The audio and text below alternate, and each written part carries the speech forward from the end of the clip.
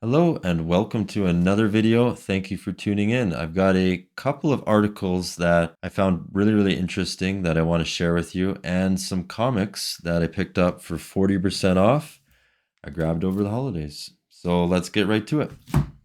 From CBR.com, we have a very interesting article. So from the director of Shazam 1 and 2 and Stephen King's It movie, the writer who wrote It is in collaboration on a new video game horror movie. So it's a brand new movie in development. So they're just signed a deal and everything, and it's ready to go. So this is brand new news. And a feature film based on a popular horror video game is in development with director David F. Sandberg, who is the director of Shazam, and writer Gary Dauberman, who wrote Stephen King's It. So that's very cool. Per THR, Sandberg has signed on to direct a feature film adaptation of Until Dawn. So Until Dawn is a video game. The popular horror video game also revealed is that acclaimed genre writer Gary Dauberman is on board to write the screenplay. Really looking forward to this. So obviously there's not too much information about the movie if you haven't played the video game.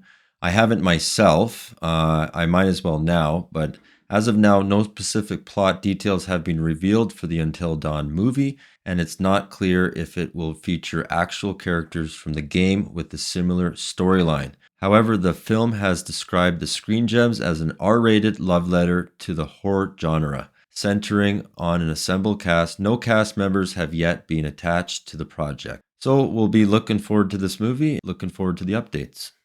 All right, we got this very interesting article from ScreenRant.com, and it's about the comic book Wolverine 41. So it's got a bit of a spoiler in it. I did pick up Wolverine 41 myself with that sick cover and amazing story. Starts here, "It's got to be you," Wolverine says. Wolverine names the number one hero he trusts to replace him when he dies.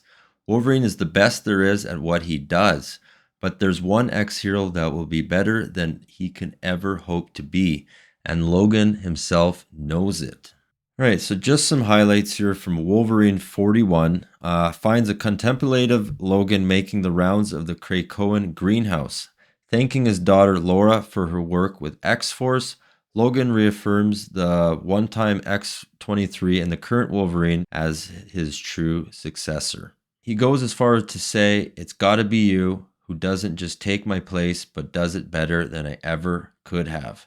Clearly, Laura is no stranger to the role of Marvel's primary Wolverine, but it's clear that the weight of Logan's request is a little different this time. Having been operating as Wolverine for years now, ever since Logan's death prior to the Krakoan era, Laura has replaced Logan before, and she obviously doesn't need his blessing. Even so, Wolverine the Elder has made it clear time and time again throughout the Krakoan era, more than approves his daughter taking his name Wolverine. So that's cool. I thought was super interesting.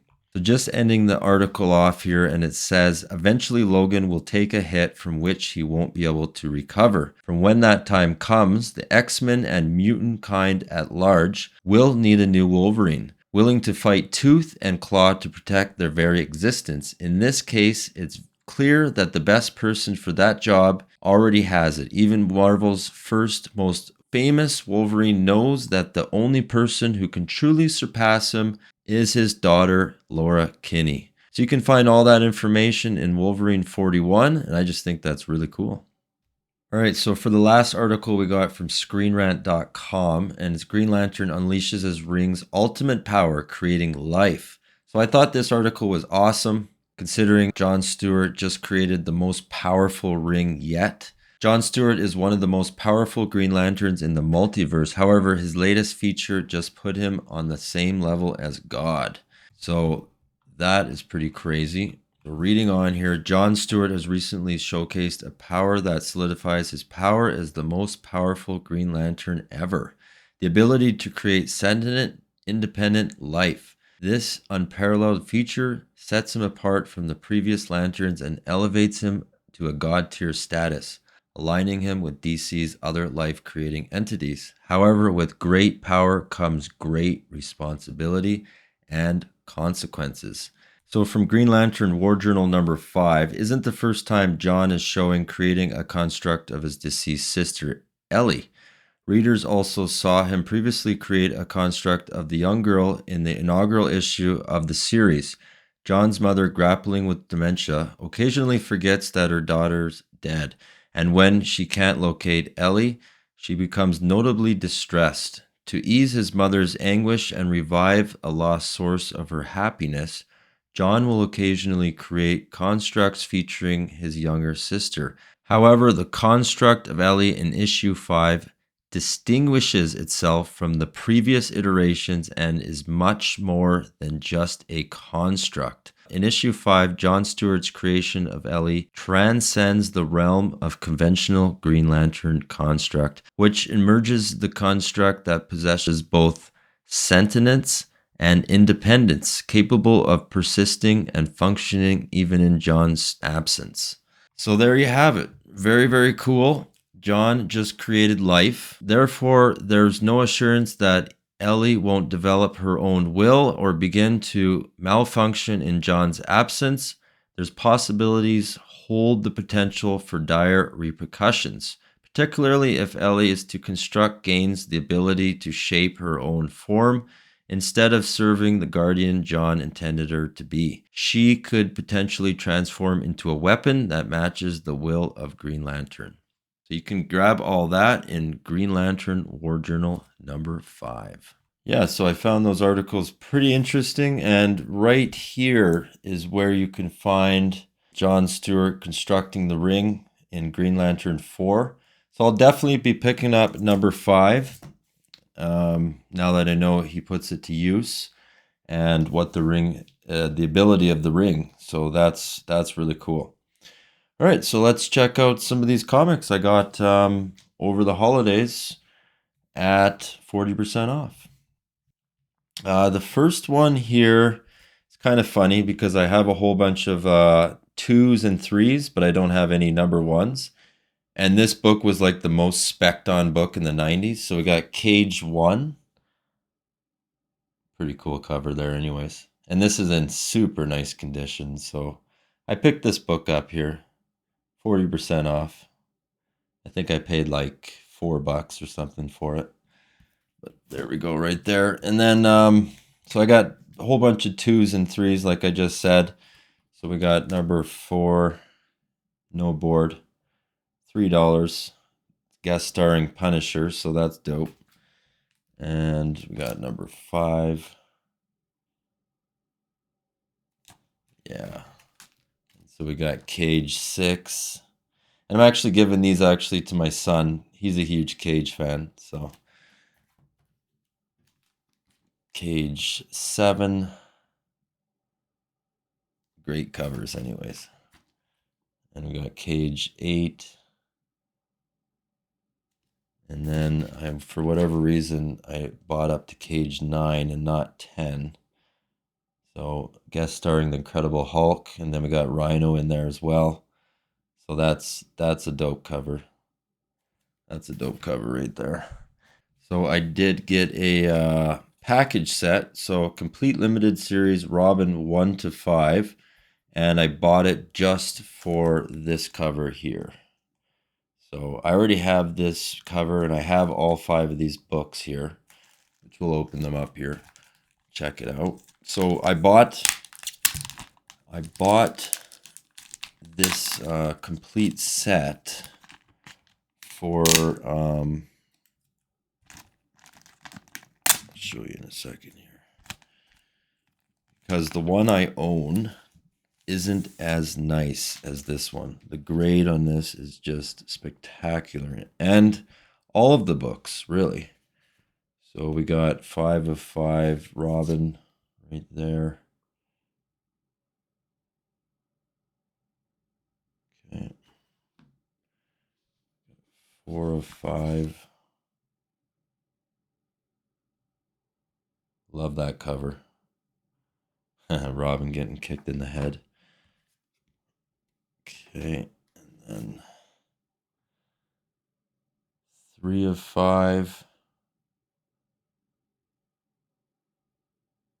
Right. 2 of 5 right there. These are all in spectacular condition. Okay. And I'll show you why they're in spectacular condition. And then we got Robin number 1 right there. And that is a sick cover. Iconic cover.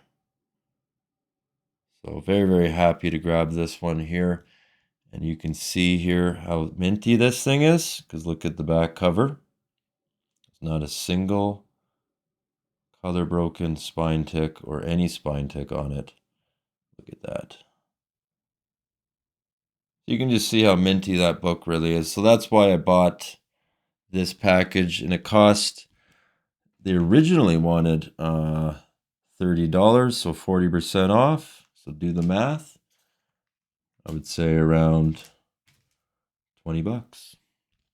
So not a bad deal. Not a bad deal at all. This book here is in fantastic shape. Batman 352. You can see their Canadian variant. They wanted $15, of course, 40% off. So around $9 or $10. Canadian variant. So with all the Canadian variants, I like to check out the pricing on the historical data and see what the average pricing is on a sale of a Canadian variant. So this is a pretty high grade book as it stands right now. So we'll call it a 9.0. I got cpvpriceguide.com. This is where you can find all the information on your variants, like Canadian variants, and I believe they do UK variants. So this here, Batman 352 at a 9.2, $32. So we compare that right down there. You can see the red line, regular 9.2, regular means direct issue, $15. And you can see all the way up in this graph here, it actually rose in 2020 by $2, a 9.2. So at a 9.2, it's $32. And 9.0, so that's the book I have, $28. So I paid about $10 for my book. There you go. Made 18 bucks. Not too bad. All right, so the next book here, Batman 363. And I already have a copy of this one here, but the one I have has a scribble inside the barcode there. So it's not quite as nice as a copy as this one. This one has a couple of spine ticks. Yeah, those purple covers are really, really hard. You can see. I don't know if you can see in there, but... And there's a little bit of wear around that staple right there. But other than that, the edges are a little chattered. So I'd say this is a solid 8.0 for sure. And so this comic here is introducing Noctura. So there you go. First appearance of Noctura. And it is a Canadian variant. So let's check it out. All right, so you can see here the 9.2, $30. And then we'll compare that to the regular 9.2. You can see that red line there on the chart. Flat line all the way from 2018 to 2022. The historical data is from 2022, and it's gone up significantly there in 2020, around $6. At a 9.2 level is $30 and regular price $10. So it's a whole $20 difference. So that is pretty large. This book here being an 8.0, $21, and I paid around $10 for it. So it's $11 profit. Not too bad. All right, I found a really nice copy of the Uncanny X-Men 206. I already have this cover. I already have this copy, but I don't have it in a Canadian variant. So I thought that was really, really cool. Paid, it says $12 minus 40%. So I don't know, $7 or $8. Not so bad. Colossus there shown as brute strength. Yeah. This is a sick cover. This is a sick book. And this copy right here is flawless. So I would say 9496 on this. Yeah. So let's check out the price. All right, so we got the Uncanny X-Men 206 and 9.2 value at the Canadian variant is $25. So that's historical value. And you can see it's pretty recent there on the graph, shows 2023, actually soaring upwards. So the comic's going up in value on both sides, direct and Canadian variant pricing. You look at the red line there, regular direct pricing has gone up nearly $6. So that's not bad at all. The CPV value has soared more than $10. Okay, total price $25. So the book was $16 about 3 years ago. They wanted originally $12 for this comic here. You can see I got a great deal for it, paying around $8. That's not bad at all. So that's a great profit there. $20 profit on this book. I'll take that any day. All right, we got a couple of Superman books now. We got Action Comics 435. Love that cover. Look out, Earth, it's doomsday when Superman screams, I want to wreck the world. So I bought this book because I wanted to, it had a bunch of stains along the side here. You can see there. And I wanted to put my light kit, my new light box that I built here, to work. So I'm going to test that one out on this comic here, do some stain removal and whitening to it. See what it looks like after, because this is a great comic to work on. So these DC books, you can really work with these comics really well. You can see here, it's a much stronger paper. You can see the stains. Okay, you can see the stains up there along that spine there. So I'm not too sure what the stains were caused by or whatever, but I think they can easily come out, and you can see inside the book the stains. So we're going to experiment with that light box, and great book to test it out on. So I'd like to get this one back to a better shape. You can see the stains inside there. Okay, the stains on the back. So you can see the stains there. All right. And then we got Action Comics 421. Love this cover. Love this cover. So I seen this book and I'm like, yeah, I need this cover. It's like we got so who you kidding change into Superman in a phone booth. The Fantastic features Captain Strong. So Popeye. So let's check this book out here. Oh yeah. Well, it's definitely a reader. You can see the line in the back there. But look at the cover. I love this cover, so that's why I got it. But definitely going to give it a read. Okay. Look at this.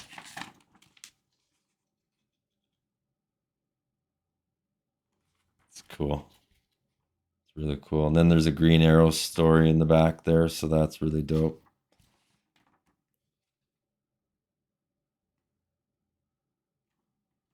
Okay. Starting to pick them up now for the collection. So we got their Action Comics 421. All right, so for the last book, and definitely not the least, so this one here is Daredevil number 36. And this is a Silver Age book. It wasn't 40% off, it was 20% off. So I think I paid around $35 for this book. Not too bad. The condition is mid. It's got spine wear, but just the cover is very, very presentable. So those deep purples and those reds. Very nice.